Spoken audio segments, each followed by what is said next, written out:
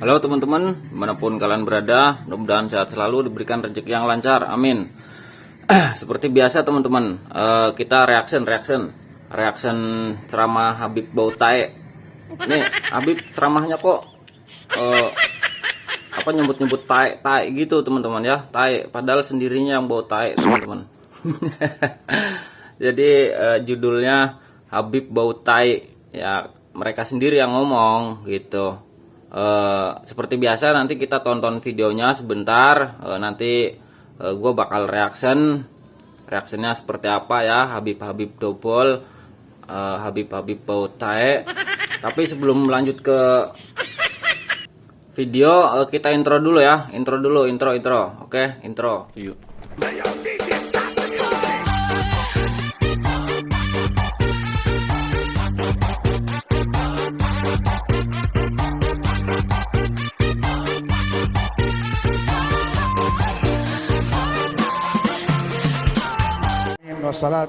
Alhamdulillahi rabbil alamin wassalatu wassalam. Lu ketawain gue dosa lu PA. Habib nih ngedengerin ceramah walaupun ngantuk juga, pegel pantat nggak kuat dari jam berapa gitu duduk, tapi karena cinta alhamdulillah samping kita botai harum. Terus si Roji botai, lu botai. Gimana teman-teman setelah nonton video tadi? Jadi si Habib itu ceramah sama tai teman-teman ya. Jadi teman-temannya dia tuh bau tai teman-teman. Jadi pasukan tai gitu ya. Habibnya Habib tai.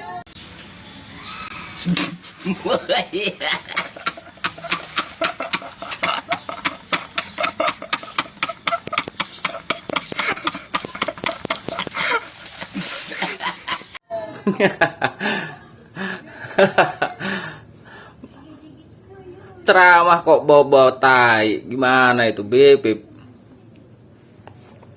Tapi tenang teman-teman, ini ceramahnya masih panjang, nanti kita komentarin. Itu video awal aja. Jadi yang bilang bukan gua nih, dia sendiri ya, Habib tai, bau tai. Jadi Habib tai. Yo lanjut. Habib nih, alhamdulillah, segala puji bagi Allah Subhanahu wa taala di malam hari ini masih bisa duduk ngedengerin ceramah walaupun ngantuk juga, pegel pantat nggak kuat dari jam berapa gitu duduk, tapi karena cinta alhamdulillah samping kita botai harum. Terus si Roji botai, lu botai, samping gua itu lu botai. Setelah Habibatan wangi, keteknya aja wangi. Udah, gue digaplok lagi, gue depan aja deh. Alhamdulillah, malam hari ini kita dengerin saya artis. Walaupun artis sekarang jadi pengajian, nggak ada apa-apanya. Ini berkahnya Nabi Muhammad SAW. Dan juga kepada Habib Abdullah, mudah-mudahan panjang umur. Dolar. Amin. Itu intinya dolar. Minta doa sama Allah dolar tuh, jangan minta yang lain, betul nggak? Nah di sini gue udah curiga nih, gue udah yakin ceramahnya bakalan doktrin nih teman-teman, karena udah bau-bau dolar. Jadi kalau minta doa itu minta dolar gitu. Nah ini gue yakin ujung-ujungnya pasti doktrin nih. Doktrin bukan doktrin dawir, proses dawir, tapi sistemnya pakai ceramah. Kita ceramah dulu, setelah ceramah didoktrin nanti supaya pengunjungnya itu pada ngasih duit. Gue yakin begitu, ujung-ujungnya begitu nih, dawir. Habib Idrus, Idrus. Habib, waduh, naik level dia. Ustaz Yasin, yang ceramahnya kepanjangan, gue juga nggak ngerti ceramah apaan. Mudah-mudahan Ustaz Yasin panjang umur hadirin. Begini-begini juga Yasin wal Qur'anil Hakim. Ini mengenai cinta hadirin. Betul nggak? Cinta. Saya teringat dulu zamannya Habib Husain bin Abdullah Al-Atas. Mungkin masih kecil. Kalau Habib Hasan, oh mana-mana di bawah. Yang saya tahu, orang dulu setiap ada acara maulid banyak orang bawain kambing hadirin. Tuh di Keramat Tempang Bogor. Yang saya pernah lihat dulu di belakang rumah saya tuh kan ada namanya dapur, itu semuanya kambing hadirin. Kalau udah ada acara maulid Nabi Muhammad SAW. Kenapa sebab? Karena dia tahu ngambil keberkahannya. Artinya kita malam hari ini diajarin untuk kita cinta. Nah, ini dia kan si Habib Ngedabrus ini si Habib Ngedabrus ini udah mulai bawa-bawa nama cinta. Nah, ini nanti ujung-ujungnya doktrin nih, supaya pengunjung itu nanti pada ngasih sesuatu, sapi tadi kan, kambing bukan sapi, kambing ya.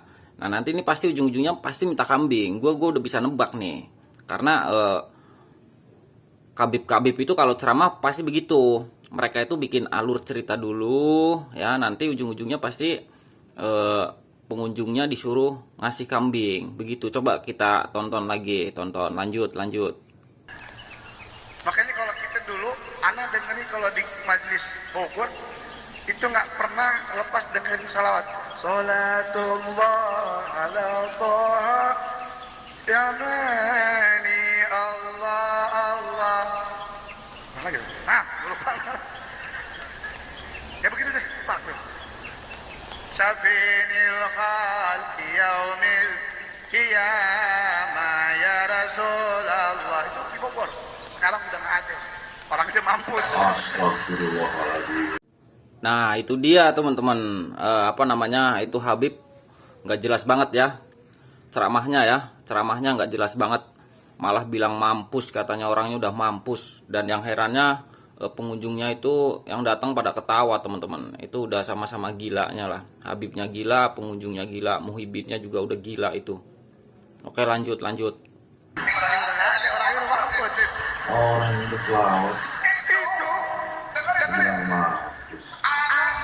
Zamannya Habib, cucunya Habib Abdullah bin Zain, itu orang lupa namanya siapa. Kalau datang maulid dibawain kambing 10 hadirin. Benar. Datang ke Habib Khalifah. Beb, saya yang salatullah salam Beb, kambing 10. Malah di rumahnya nggak punya apa-apa. Itu orang dulu. Nah, kenapa kita mesti ikutin orang dulu hadirin? Karena orang dulu mereka tahu berkahnya. Nah, bener kan? Bener kata gua yang tadi di awal. Ujung-ujungnya pasti ini si Habib minta kambing teman-teman. Jadi dibikin alur cerita dulu, ya kan, kayak dihipnotis pengunjungnya. Nanti pengunjung atau muhibin ya, didoktrin dulu, suruh mengikuti orang-orang zaman dulu ngasih kambing. Jadi suruh diikutin nih, zaman dulu sama zaman sekarang sama aja gitu. Jadi zaman dulu orang-orang pada ke Habib itu pada ngasih kambing, sekarang juga sama. Nah, bener kan? Ujung-ujungnya ya mereka ndawir teman-teman. Oke, lanjut. Waktu saya lagi jalan ziarah sama Habib Hasan,